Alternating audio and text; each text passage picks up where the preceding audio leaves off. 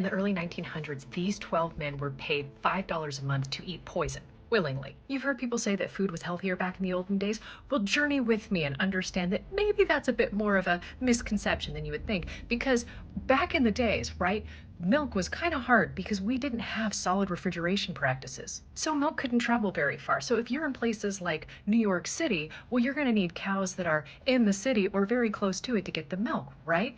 And there's not a lot of space for these cows.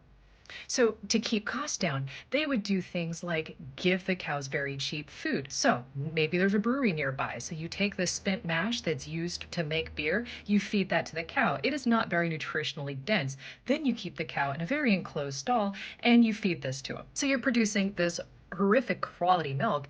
And so you're deciding to make it better because it doesn't quite look right. So you water it down. Okay, but now it looks really watery. So you add chalk to it. Maybe you add a bunch of other things to it, but to get it to stay fresher or seemingly fresher, you add a little bit of formaldehyde. Now, small problem, because you've watered it down so much, there's not that cream floating on the top. Ah, but we've got a solution for that too. Puree of calf brain goes right to the top. Of course, this isn't healthy, and many people die, mostly kids and babies, so that's lovely. Now, there's one guy who wouldn't stand up for it. His name is Dr. Harvey Wiley. In 1871, he earns a medical degree, and then he goes on to get a chemistry degree. As he's doing this, he is heading off to Europe for a bit of a sabbatical, and Britain's doing things like passing food adulteration laws, and he finds this novel.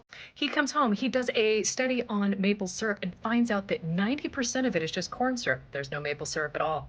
Now, fast forward to where he's convinced the government to fund a study so that he could found basically what would become the FDA, and he attracts 12 volunteers, young, athletic, amazingly healthy men, to eat poison at various stages so that they can test how effective it is at keeping food safe or how much it makes people sick. Knowing that this is what he's doing, he comes up with this incredible sign saying, "None but the brave can eat the fair," which fantastic for him.